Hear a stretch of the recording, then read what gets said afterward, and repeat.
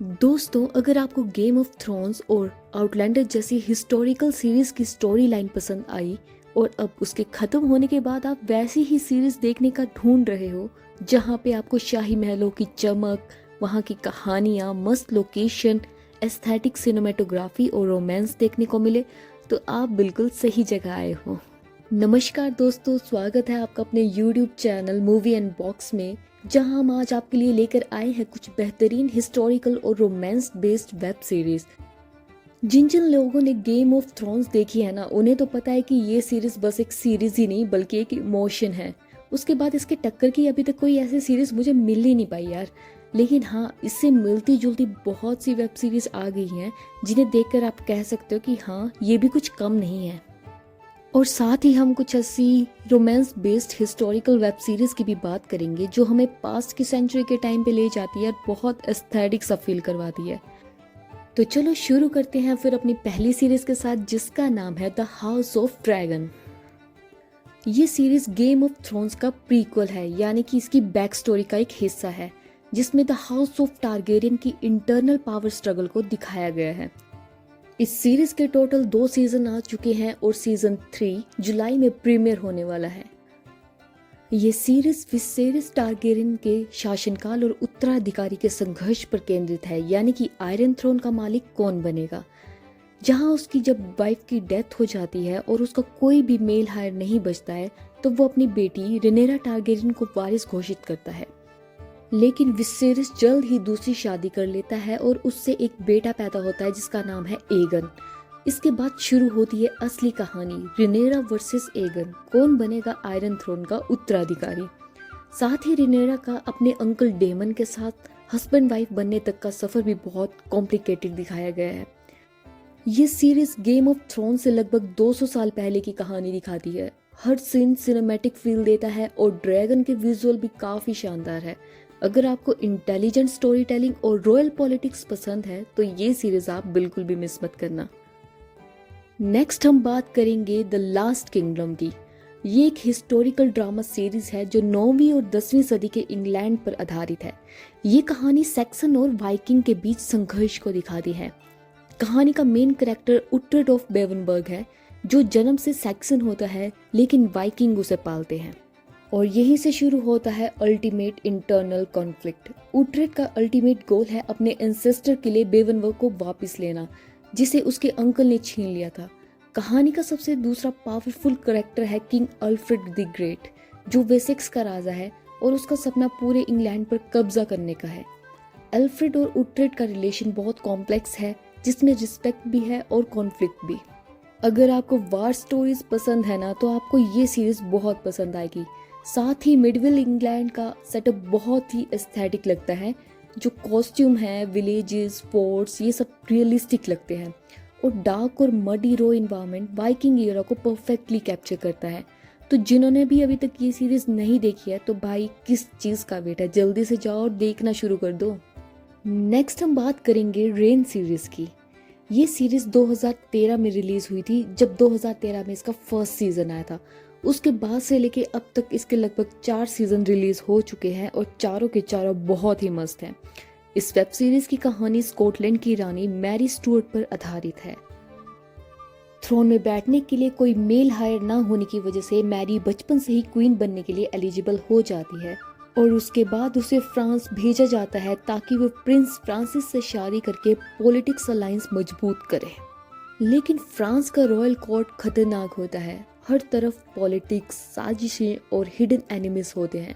Mary को constantly अपनी life और थ्रोन को बचाने के लिए डिसीजन लेने पड़ते हैं। सीरीज में वार, लव ट्रायंगल और रिलेशनशिप को बड़े अच्छे से दिखाया गया है।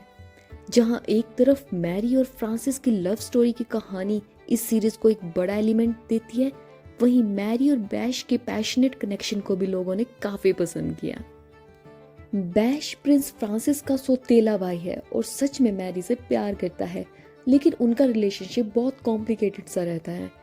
ऑल्दो सीरीज पूरी तरह से हिस्टोरिकली एक्यूरेट तो नहीं है, इसमें काफ़ी फिक्शनल एलिमेंट और ड्रामा ऐड किया गया है, बट ओवरऑल स्टोरी लाइन को देखा जाए ना, तो ये बहुत सही बनाई गई है। अगर आपको हिस्टोरिकल रोमांटिक ड्रामा पसंद है ना, तो रेन आपको बहुत पसंद आएगी। नेक्स्ट हम इस लिस्ट में बात करेंगे मेडिची मास्टर ऑफ फ्लोरेंस की। इस सीरीज के टोटल 3 सीजन हैं। पहले सीजन में main focus Cosimo the Medici पे होता है, जहां उसके फादर की मिस्टीरियस डेथ के बाद उसे फैमिली बैंक और पॉलिटिकल पावर संभालनी पड़ती है। बाद में उसे पता चलता है कि यह डेथ एक कॉन्स्पिरेसी थी। कुछ राइवलरीज और चर्च पॉलिटिक्स की वजह से कोसिमो को शहर से बाहर निकाल दिया जाता है, लेकिन फिर वो कैसे स्ट्रॉन्ग तरीके से अपनी वापसी करता है, ये सब जानने के लिए तो आपको सीजन 1 देखना पड़ेगा। वही सीजन 2 का main focus Lorenzo the Medici है, जो कोसिमो का ग्रैंडसन है, और वो कैसे फ्लोरेंस का लीडर बनता है और आर्ट और कल्चर को सपोर्ट करता है, ये देखना बहुत ही इंटरेस्टिंग होगा। सीरीज में लोरेंजो और लुक्रेजिया की लव स्टोरी भी बहुत अच्छे से दिखाई गई है।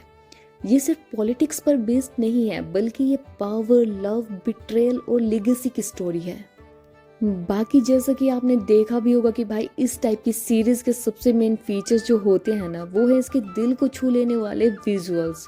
वो इसके विलेज की वाइब, उनके कॉस्ट्यूम, फोर्ट्स और मेनली नेचर विजुअल तो काफ़ी अमेजिंग होते हैं, जो इन सीरीज को बेस्ट बनाते हैं। नेक्स्ट हम बात करेंगे पोलडार्क की। भाई इस सीरीज की जितनी तारीफ करूँ ना उतना कम है। मुझे नहीं पता कि आप में से कितने लोगों ने ये सीरीज देखी है ना, बट मैं इसे 10 आउट ऑफ 10 रेटिंग भी दूँ ना तो मेरे लिए वो भी कम है। अगर आप हिस्टोरिकल रोमांटिक ड्रामा देखने के शौकीन है ना, तो ये सीरीज नहीं देखी तो क्या देखा। 2015 में रिलीज हुई सीरीज के टोटल 5 सीजन है। ये सीरीज पोलडार्क नोवेल पर बेस्ड है और इसमें प्यार, बदला, समाज और संघर्ष का बेहतरीन मिक्सचर देखने को मिलता है। कहानी शुरू होती है रोज पोलडार्क से, जो अमेरिकन वार से घर लौटता है और देखता है कि उसके पिता की मृत्यु हो चुकी है, उसका घर बर्बाद हो चुका है और उसकी मंगेतर एलिजाबेथ किसी और से शादी कर चुकी है। यही से शुरू होती है उसकी जिंदगी का नया टर्न।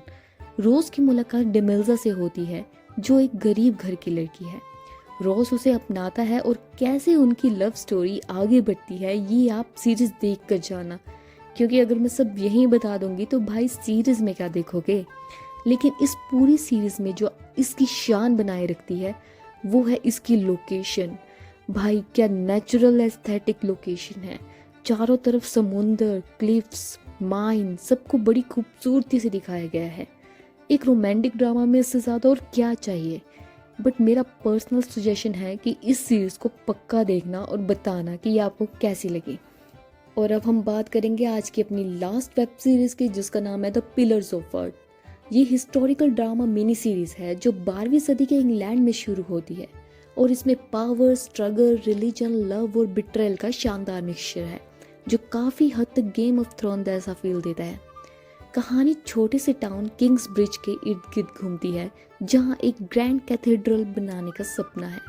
राजा की मौत के बाद सक्सेशन क्राइसिस शुरू हो जाती है। डिफरेंट नोबल थ्रोन के लिए लड़ते हैं और केओस और सिविल वार जैसे सिचुएशन बन जाती है। वही कहानी का another main character Tom builder है, जिसका सपना है एक महान कैथेड्रल बनाना, लेकिन गरीबी, पॉलिटिक्स और चर्च करप्शन उसकी राह में ऑब्स्टेकल डालते हैं।